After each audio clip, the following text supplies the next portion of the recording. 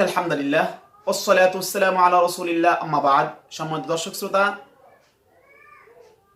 হজ ইসলামের 5টি স্তম্ভের মধ্যে একটি উল্লেখযোগ্য স্তম্ভ এবং এই হজের অনেক অনেক ফজিলত হাদিস শরীফে বর্ণিত আছে।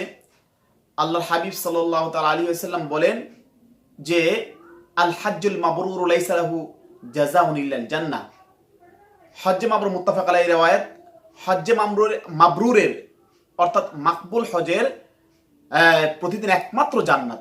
অর্থাৎ যদি কোনো কারোর হজ যদি কবুল হয় তাহলে আল্লাহ তাআলার পক্ষ থেকে তার সবচেয়ে বড় প্রাপ্য এবং সবচেয়ে বড় পাওয়া হচ্ছে জান্নাত। তার জান্নাত ছাড়া অন্য কোনো প্রতিদান এটার প্রতিদান হতে পারে না। সম্মানিত দর্শক শ্রোতা, অন্য রাওয়ায়াত আল্লাহ হাবিব সাল্লাল্লাহু আলাইহি ওয়াসাল্লাম বলেন যে মান হাজ্জা লিল্লাহি ফালাম ইয়ারফুস ওয়ালাম ইয়াফসুক রাজাআ কায়াউমিন ওয়ালাদাতহু উম্মুহু। যে ব্যক্তি আল্লাহ সুবহানাহু ওয়া তাআলার সন্তুষ্টির জন্যই হজ করলো এবং সেখানে অশ্লীল কথাবার্তা অশ্লীল কাজকর্ম করলো না এবং পাপাচার কোনো কাজকর্ম করলো না, তাহলে সে যেন হজ থেকে নিষ্পাপ শিশুর মতো বাড়িতে ফিরে আসলো। সম্মানিত দর্শক শ্রোতা, এই হজ অত্যন্ত একটি তাৎপর্যবহ এবং গুরুত্বপূর্ণ ইবাদত। কিন্তু এই হজ যখন কারোর উপরে ফরজ হয় তখন হজকে তৎক্ষণাৎ করে না, কারণ যতই বিলম্ব করা হবে সে গুনাহগার হতে থাকবে। আল্লাহর হাবিব সাল্লাল্লাহু আলাইহি ওয়াসাল্লাম বলেন, আব্দুল্লাহ ইবনে আব্বাস থেকে বর্ণিত, আবু দাউদের riwayat, যে মান আরাদাল হাজ্জা ফালিয়াতাআজ্জাল, যে ব্যক্তি হজের ইচ্ছা করবে সে যেন তাড়াতাড়ি করে নেয়। সম্মানিত দর্শক শ্রোতা, তাহলে হজ যখনই ফরজ হবে তৎক্ষণাৎ করে নেওয়া দরকার। কিন্তু আমরা বর্তমান সময়ে যে একটি সমস্যায় ভুগতেছি অর্থাৎ করোনা প্রাদুর্ভাব, এই করোনা প্রাদুর্ভাবের কারণে এই বছর হজ হবে কি হবে না এই নিয়ে শঙ্কিত। এখন পর্যন্ত কোনো সিদ্ধান্ত আসছে না যে হজ হবে কি হবে না।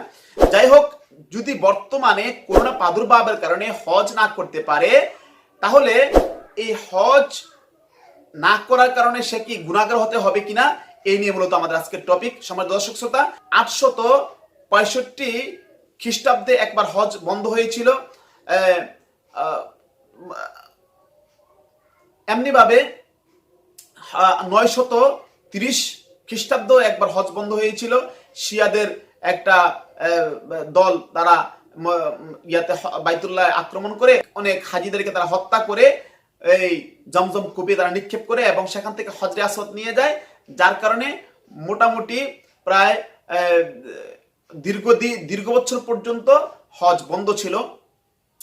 যাই হোক, তো হজ বন্ধ হওয়া এটা নতুন কিছু বিষয় নয়।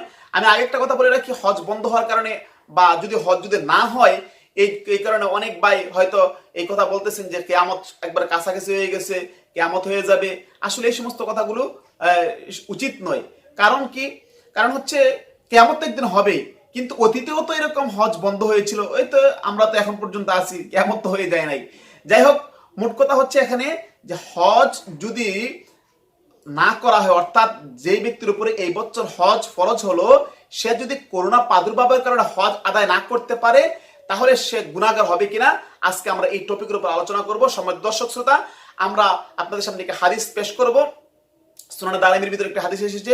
আল্লাহ হাবিব সাল্লাল্লাহু আলাইহি ওয়াসাল্লাম বলেন যে মাল্লাম ইয়ামনাহু মিনাল হজ্জ হাজাতুন যাহিরাতুন আও সুলতানুন জাইরুন আও মারাদুন হাবিসুন ফালাম ইয়াহুজ্জা ফালিয়ামুত ইয়াহুদিয়ান আও নাসরানিয়ান।